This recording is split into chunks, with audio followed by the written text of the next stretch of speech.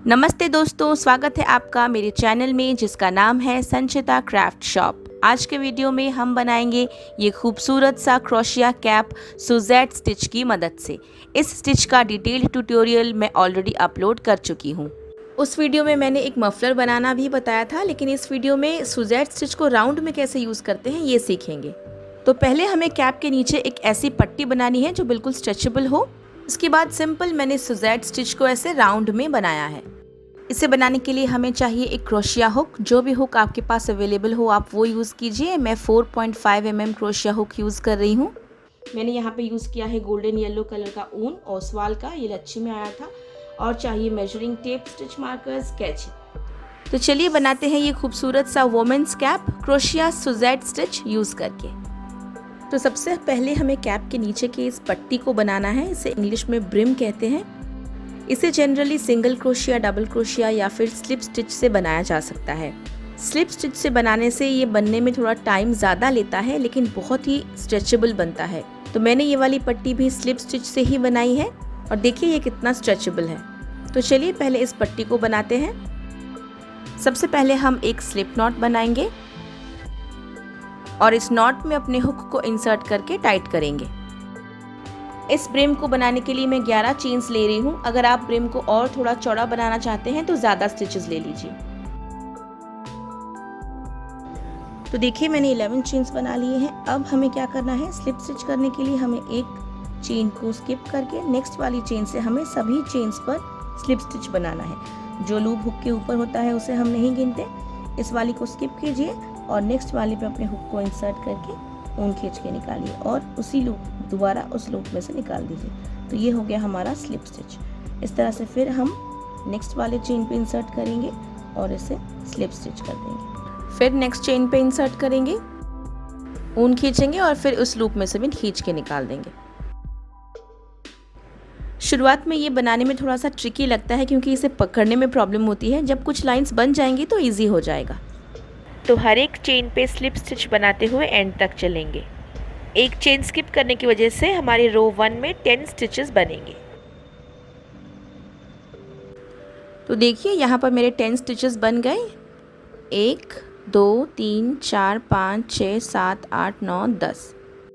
अब next row बनाने के लिए हम सिंपली एक चेन 1 करेंगे और पलट देंगे। अब एक नीडल की मदद से समझाती हूँ। देखिए जब पलटेंगे तो हमें लगेगा कि ऊपर का जो ये वी है यही हमारी टॉप स्टिच है, लेकिन स्लिप स्टिच ऐसे ही होती है, थोड़ी मुड़ जाती है पीछे की तरफ, इसलिए ऐसे घुमाएंगे तो स्टिच का जो टॉप है वो ये है, ये दोनों लूप्स। अब इन दोनों लूप्स में नहीं बल्कि सिर्फ बैक वाले लूप में हमें अपने हुक को इंसर्ट करना है, तभी इस ब्रिम की लुक अच्छी आएगी। ये वाली जो लाइन है यहाँ पे अपने हुक को इंसर्ट करना है। तो इसलिए मैं कह रही थी कि शुरुआत में थोड़ा सा डिफ़िकल्ट लग सकता है। इंसर्ट करते टाइम ध्यान रखिएगा कि आप सही लूप में इंसर्ट कर रहे हैं कि नहीं। धीरे धीरे जब 2-3 रोज़ 4-5 रोज़ बन जाएंगी तो ये इजी हो जाएगा। तो पहले स्टिच में हम हुक को इंसर्ट करेंगे। देखिए अभी ये काफ़ी टाइट है ना, तो इसीलिए थोड़ा सा प्रॉब्लम होगा हुक को इंसर्ट करने में, लेकिन बस 1 या 2 रोज़ तक ऐसे डिफ़िकल्ट होगा हुक को इंसर्ट करना, फिर धीरे धीरे ये ईजी हो जाएगा। तो मैं कुछ और रोज़ बनाती हूँ और फिर दिखाती हूँ।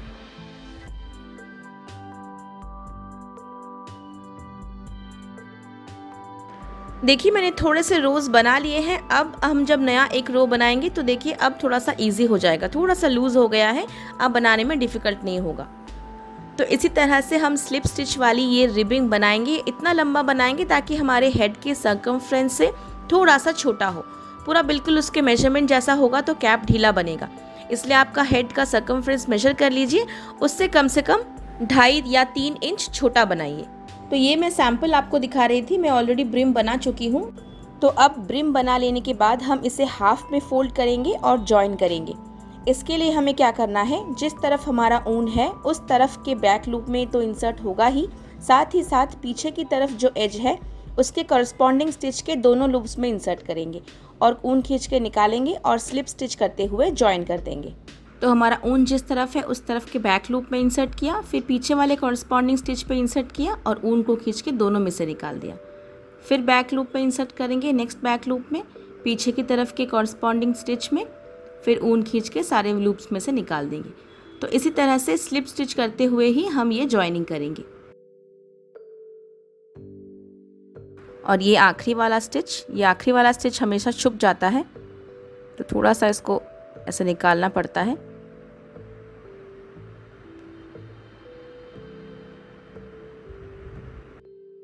देखिए जॉइनिंग के बाद कैसा दिख रहा है। और अब हमें इस कैप को ऊपर की तरफ बनाना है। क्योंकि ये पट्टी दोनों तरफ से एक ही जैसे दिखती है, इसलिए किसी भी एक साइड को फ्रंट साइड मान सकते हैं। मैं अभी इस जहाँ पर सीम थोड़ा सा उठा हुआ है उस वाली साइड को फ्रंट साइड मान रही हूँ। और अब मैं यहाँ से कैप की बाकी बॉडी बनाना स्टार्ट कर रही हूँ। तो पहले एक चेन 1 करेंगे। अब देखिए पट्टी में जितने भी स्टिचेस हैं, अगर हर एक स्टिच के ऊपर एक एक स्टिच बना देंगे हम, तो हमारी कैप जो है बहुत ढीली बन जाएगी। ये स्लिप स्टिच वाली ब्रिम हमने बनाई थी, ये काफ़ी स्ट्रेचेबल था, इसलिए इसमें फंदे बहुत ज़्यादा हैं। लेकिन ऊपर जो हम डिज़ाइन बनाने वाले हैं, सुजेट स्टिच को यूज़ कर रहे हैं, वो कोई स्ट्रेचेबल डिज़ाइन नहीं है, वो नॉर्मल डिज़ाइन है। तो उसमें अगर फंदे ज़्यादा होंगे तो कैप बहुत ढीला बनेगा। तो यहाँ पर हम एक पैटर्न फॉलो कर सकते हैं। 3 फंदे बनाएंगे, फिर एक फंदे को छोड़ देंगे, फिर 3 स्टिचेस बनाएंगे, एक स्टिच की जगह छोड़ देंगे। इस तरह से हम कैप को बनाएंगे। तो कैसे करेंगे देखिए, जहाँ पे चेन 1 किया था उसी स्टिच के अंदर हुक को इंसर्ट करके एक सिंगल क्रोशिया बनाएंगे। यहाँ पे हमने सिंगल क्रोशिया बनाया। अब सिंगल क्रोशिया बनाने के बाद वहाँ पे एक स्टिच मार्कर से हम मार्क कर देंगे कि हमने यहाँ से अपनी रो शुरू की थी। तो पहला सिंगल क्रोशिया बन गया। उसके बाद जो नेक्स्ट वाली स्टिच है, बिल्कुल टॉप की तरफ देखेंगे, यहाँ पे एक हुक को इंसर्ट करके एक स्टिच बनाएंगे, ये छोटी वाली जो लाइन है उसके ऊपर। फिर हम ब्रिम को थोड़ा सा खींचेंगे, जो बीच की गैप है ना जो छिप रही है, तो वहां पे हुक को इंसर्ट करके एक सिंगल क्रोशिया बनाएंगे। तो 3 सिंगल क्रोशिया बन गया। अब एक स्टिच हमें स्किप करनी है। तो देखिए मैं थोड़ा सा क्लोज दिखाती हूँ। तो यहाँ पे मुझे एक स्टिच स्किप करनी है। तो ये वाली जो रिज वाली लाइन है उसके ऊपर वाली स्टिच को स्किप करेंगे और अंदर जो गैप है वहाँ पे इंसर्ट करेंगे। तो ये एक बनाया हमने। फिर अब इस रिज के ऊपर वाली स्टिच पे हमें इंसर्ट करना है।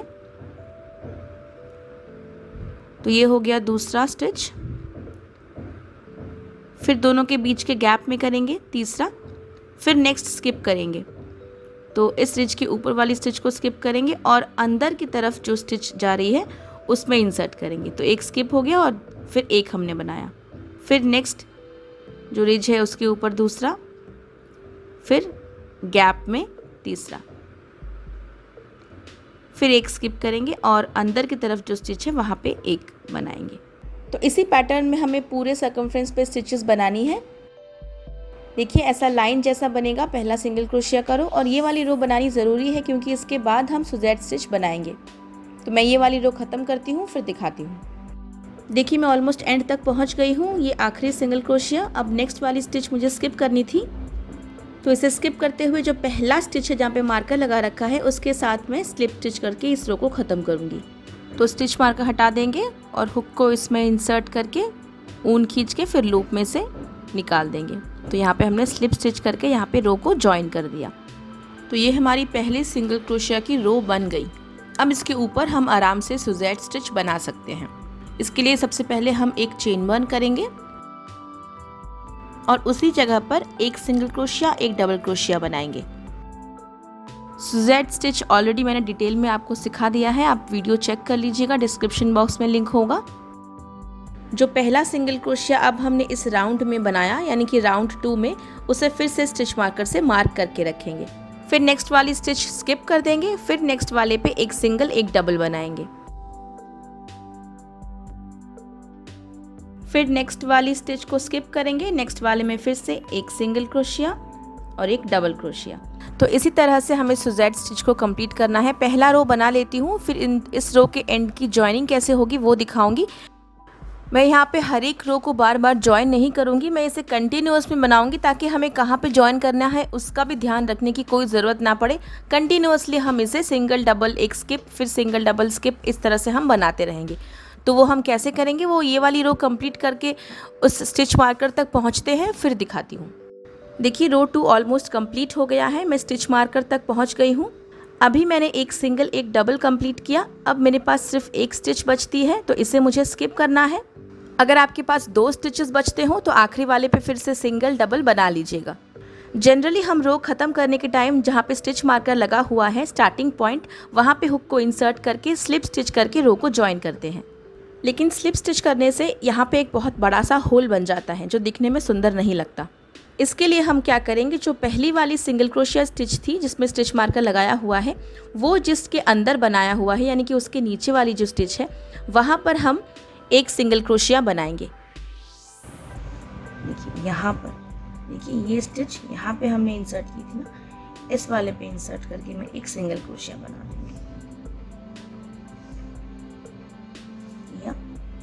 और सिंगल क्रोशिया बना, ठीक है। देखिए तब यहाँ पे जो होल है वो बिल्कुल अच्छे से हाइड हो जाता है। यहाँ पे एक सिंगल क्रोशिया बनाया और जो सिंगल क्रोशिया था उसके ऊपर मैंने स्टिच मार्कर लगा के रखा है, उसके ऊपर मैं एक डबल क्रोशिया बना दूँगी और इस तरह से हम राउंड को कंटिन्यू कर देंगे। मैंने स्लिप स्टिच नहीं किया, देखिए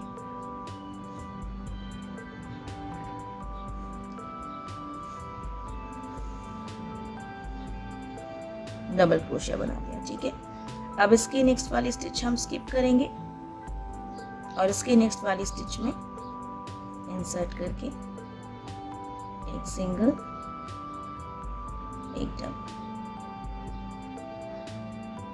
फिर नेक्स्ट वाली स्टिच स्किप करेंगे। जो हम स्किप कर रहे हैं ना वो डबल क्रोशिया वाली स्टिच हो रही है, तो उसके बाद स्किप, नेक्स्ट वाली स्टिच पे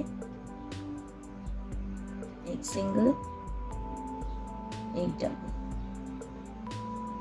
फिर नेक्स्ट स्किप, नेक्स्ट वाले पे एक सिंगल एक डबल। अब मुझे आगे स्टिच दिखाने की ज़रूरत नहीं पड़ेगी। देखिए यहाँ पे मैंने इसे कंटिन्यू कर दिया है, यहाँ पे मैंने स्लिप स्टिच नहीं किया। अब ये कंटिन्यूअस मैनर में चलता रहेगा, एक स्टिच पे सिंगल डबल, फिर दूसरी वाली स्टिच स्किप, फिर नेक्स्ट वाली स्टिच पे एक सिंगल एक डबल, फिर नेक्स्ट वाली स्टिच स्किप। अब यहाँ पे रो कहाँ ख़त्म हो रहा है इस चीज़ का कोई ध्यान रखने की ज़रूरत नहीं है, क्योंकि हम यहाँ पे रो ख़त्म ही नहीं कर रहे हैं, हम इसे कंटिन्यूअस गोल गोल गोल गोल बनाएंगे। तो इसे तब तक बनाइए जब तक आपके कैप की अच्छी खासी हाइट नहीं बन जाती। देखिए मैंने बहुत सारी रोज़ बना ली है, मेजरमेंट करके देखें तो ये 7.5 इंचेस आ रहा है। तो अब मैं और नहीं बढ़ाऊंगी, अब मैं ये डिज़ाइन भी फॉलो नहीं करूंगी, अब सिंपली कुछ दो का एक करके डिक्रीज़ करेंगे। तो चलिए दिखाती हूँ। डिक्रीज़ हम कोई सा भी कर सकते हैं, single crochet decrease, half double crochet decrease या फिर डबल क्रोशिया डिक्रीज़। यहाँ पे मैं आपको दोनों ही दिखा देती हूँ।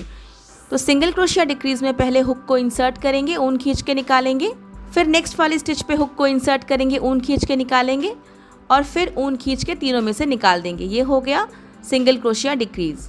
अब मैं डबल क्रोशिया डिक्रीज़ कर रही हूँ।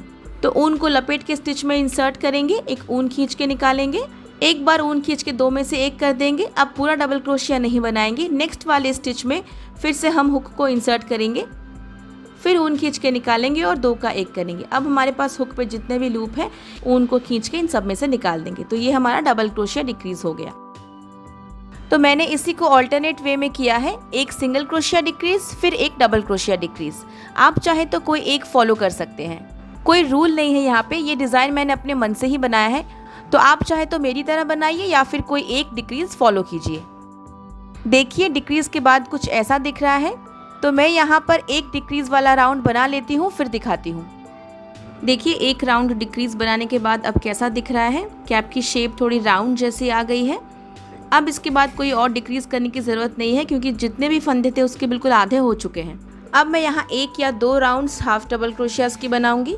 आप कोई भी और दूसरी स्टिच इस्तेमाल कर सकते हैं। डिक्रीज का एक राउंड पूरा हो गया है कि नहीं ये आप ध्यान रखने के लिए शुरुआत में आप एक स्टिच मार्कर लगा सकते हैं, वो मैं पहले बताना भूल गई थी। तो एक डिक्रीज वाली रो के बाद अब हाफ डबल की रोज बनाते हैं। हाफ डबल के लिए हम पहले हुक में एक बार ऊन को लपेटते हैं, स्टिच में इंसर्ट करके ऊन खींच के निकालते हैं और फिर ऊन को तीनों लूप्स में से निकाल देते हैं। यही हमारा हाफ डबल स्टिच है। इसी हाफ डबल को हर एक स्टिच पर मैं बनाऊंगी और ऐसे 2 या 3 राउंड्स बना लूँगी। तो मैंने एक ही राउंड हाफ डबल क्रोशिया की बना ली है। मुझे लगता है कि आगे और बनाना सही नहीं होगा, कैप ज़्यादा लंबा बन जाएगा। तो अब मैं यहाँ पर इसको फिनिश कर दूँगी। तो एक और हाफ डबल बना लेती हूँ, फिर नेक्स्ट वाले में एक सिंगल क्रोशिया, फिर नेक्स्ट वाले में एक स्लिप स्टिच और बस एक आखिरी स्लिप स्टिच। इसके बाद मैं इसे फिनिश कर दूंगी। अब ऊन को काट देते हैं। अब हमारे पास ऊपर जितने भी फंदे बचे हैं इन्हें इस तरह से गैदर करके हम बांध देंगे। इसके लिए सुई में लंबा सा धागा ले लेंगे और कहीं से भी इंसर्ट करके इस तरह से स्टिचेस के बीच में ऊपर नीचे करके सुई को लगाते रहेंगे। पूरे राउंड में धागे को भर देने के बाद खींच के इसे टाइट करके बांध देंगे। मैंने कैप को उल्टी साइड पे पलट लिया है और इस तरफ बांधने के बाद जो थ्रेड्स निकले हुए हैं उन्हें हम सुई धागे की मदद से इंसर्ट कर देंगे कैप के अंदर। तो ये है मेरे कैप का फिनिश्ड लुक। आशा करती हूँ कि आपको ये सुजेट स्टिच क्रोशिया कैप पसंद आया होगा। तो अगर मेरा काम आपको पसंद आता है तो प्लीज़ मेरे वीडियो को लाइक कीजिए, शेयर कीजिए और मेरे चैनल को सब्सक्राइब कर दीजिए। तब तक के लिए do something creative every day. Thank you.